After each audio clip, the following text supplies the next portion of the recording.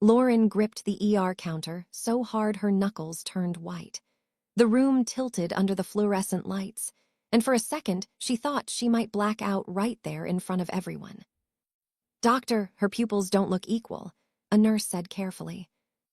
Dr. Evan Mercer barely looked up from the chart in his hand. "She's had panic episodes before," he said loud enough for the waiting room to hear. "She's acting."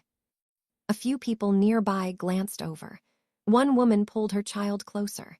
Security at the entrance shifted their attention toward Lauren like she was about to cause trouble. Before we continue, please hit the like button, subscribe to the channel, and turn on the notification bell for updates.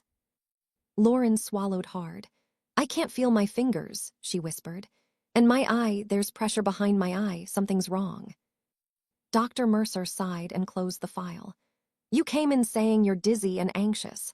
Now you're demanding stronger medication. We see this every night." "I'm not asking for pain meds," Lauren said, her voice shaking. "I can barely stand." "Then maybe stop working double shifts and get some sleep." The nurse beside him hesitated. "Doctor, should we at least?" "No." Mercer signed the discharge papers without even facing Lauren fully. "She's stable." Lauren stared at the paper he shoved toward her. The words blurred together. And hours later, after she collapsed unconscious on her kitchen floor, another ER doctor would open that same file and freeze. Because something inside it didn't make sense. Lauren stumbled through the automatic hospital doors with one hand dragging against the wall for balance. Outside, cold night air hit her face, but it didn't help the pressure building behind her right eye. Her phone buzzed in her pocket. Mateo. She tried answering, but her fingers slipped across the screen. The call disappeared. By the time she reached her car, the parking lot lights had started doubling. She squeezed her eyes shut until the second image disappeared. "Get it together," she muttered to herself. She drove home slowly with one eye half closed. Inside her apartment, she dropped her keys twice before getting the door unlocked. Her waitress apron still hung around her waist from work earlier that night. She hadn't even changed before coming to the ER. In the kitchen, she reached for a glass of water. Her right hand suddenly stopped cooperating. The glass shattered across the tile. Lauren stared at her numb fingers in confusion. Then the room lurched violently sideways. Outside, distant sirens echoed somewhere down the street. Her knees buckled. She hit the floor hard enough to knock the air out of her lungs and tried crawling toward her phone near the couch, but her vision smeared into darkness before she could reach it. The next thing she heard was shouting. "BP's climbing. She's unresponsive. Move, move." Paramedics rushed Lauren back through the same ER doors she had walked out of barely 2 hours earlier. Her body jerked weakly on the stretcher as monitors screamed around her. A different doctor stepped into the trauma bay while nurses cut away Lauren's sweatshirt. Dr. Nina Patel grabbed the chart attached to the stretcher and began scrolling quickly through the records from earlier that night. Then she stopped. Her eyes narrowed. She looked from the screen to Lauren's barely responsive face, then back to the chart. And finally she asked the room one cold question. "Who signed this discharge?" The trauma bay exploded into motion around Lauren. Her pressures 220 over 140. "Prep CT now." Dr. Nina Patel stepped beside the stretcher, shining a light into Lauren's eyes. One pupil reacted slower than the other. "How long ago was she discharged?" she demanded. "About 2 hours," a nurse answered. Dr. Patel looked stunned. 2 hours. Lauren's eyes fluttered open for half a second. Bright lights burned overhead. Machines beeped beside her. Panic rushed through her chest when she realized where she was. "No," she slurred weakly. "Not here." "You're okay," Dr. Patel said firmly. "Stay with me." Lauren tried lifting her hand, but her arm barely moved. Fragments from earlier crashed through her head in flashes. Dr. Mercer, leaning against the counter with folded arms. "She's acting." The nurse refusing to meet Lauren's eyes. Lauren apologizing over and over, while struggling to explain the pressure inside her skull. "I'm sorry, I know this sounds stupid." Now her breathing turned, uneven just remembering it.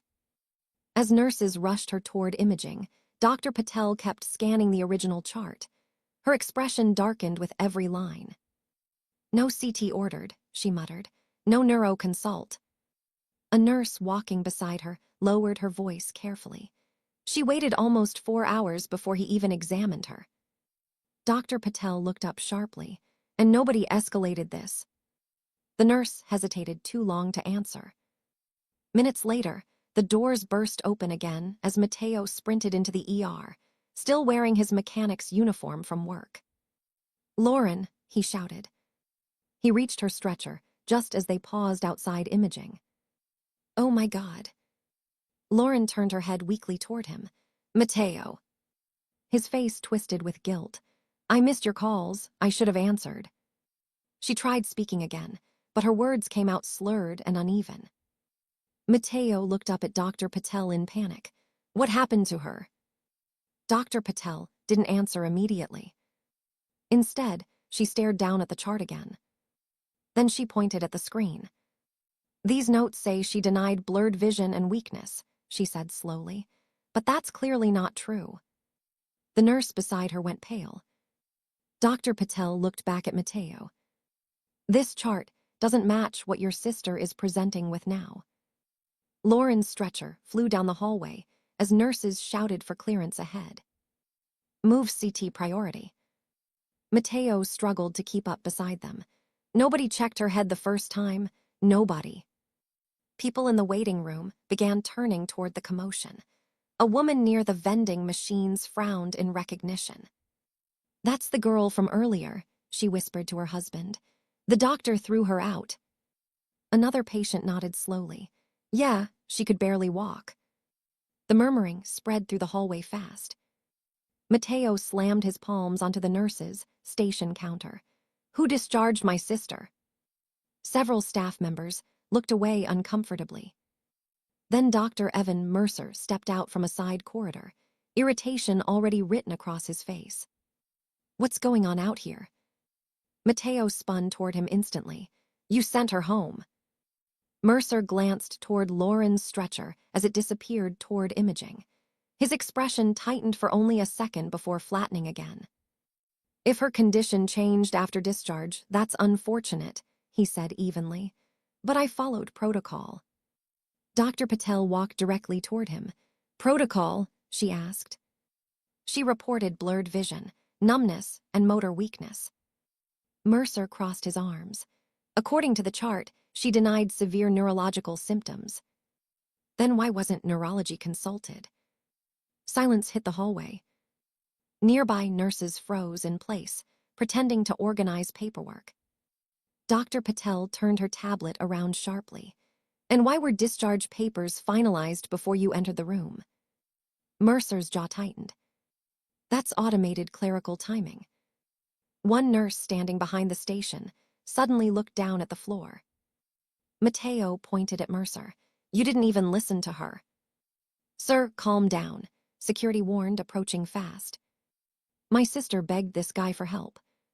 Security grabbed Mateo by the arm as he fought to stay near the hallway. At that exact moment, alarms erupted from inside imaging. A nurse burst through the doors. "Pressure's worsening. We're losing responsiveness." Dr. Patel immediately turned. "Get surgery ready now." Mercer stared toward the doors, suddenly silent. Lauren's body went limp on the stretcher as staff rushed her past him toward emergency surgery. Dr. Patel looked directly at the surgical team. "If we wait any longer," she said, "she may not wake up."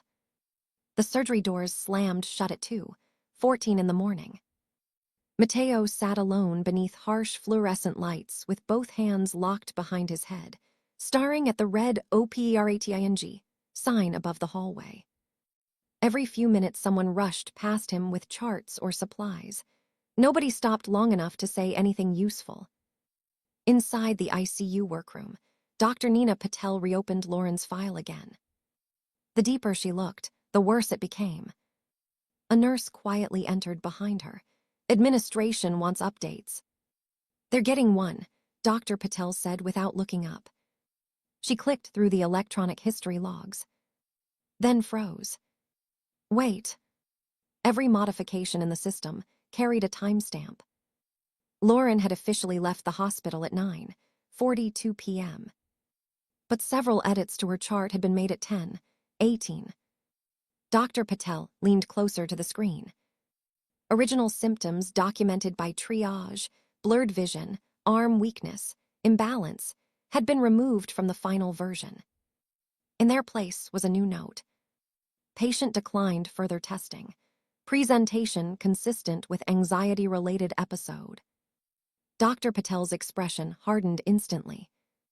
You need to call compliance, she told the nurse. 20 minutes later, 2 hospital administrators reviewed surveillance footage from the ER hallway. The video showed Lauren stumbling against the wall during discharge, barely able to hold her paperwork. One administrator muttered quietly, she should never have left. Meanwhile, Dr. Mercer cornered Dr. Patel outside the ICU elevators. You're blowing this out of proportion, he snapped. She nearly died. And anxious young women exaggerate symptoms all the time, Mercer shot back. You'll learn that eventually. Behind the corner, Mateo stood frozen with his phone halfway raised. He hit record. Dr. Patel stared at Mercer in disbelief. You altered a neurological chart after discharge. Mercer stepped closer. Careful what you accuse people of. Before she could answer, the operating room doors burst open. The surgeon pulled down his mask, exhausted. We stopped the bleeding, he said, but the delay almost killed her. Mateo sagged against the wall in relief. Then 3 members of hospital legal walked straight, past him toward Mercer. One held out paperwork. Dr. Mercer, she said calmly, effective immediately, you are suspended from patient care pending investigation. Mercer stared at the papers in shock. Then his eyes darted toward Dr. Patel. You went through the audit logs already. Lauren woke up to the sound of a heart monitor and the dull ache of something heavy wrapped around her head. For several seconds, she didn't recognize where she was. Then she saw Mateo asleep in a chair beside the hospital bed, still wearing the same grease-stained work shirt from 2 days earlier. Her throat tightened weakly. Mateo. He jerked awake instantly. The second he realized her eyes were open, he covered his face with both hands and broke down. Oh my God, he whispered. You scared me to death. Lauren tried sitting up, but pain shot through her head. Easy, Mateo said quickly, helping steady her. You had surgery. The memory came back in pieces. The ER lights. Dr. Mercer's voice. She's acting. Lauren's breathing faltered. A few minutes later, Dr. Nina Patel entered the room carrying a tablet. You're lucky to be awake, she said gently. Very lucky. She explained everything carefully.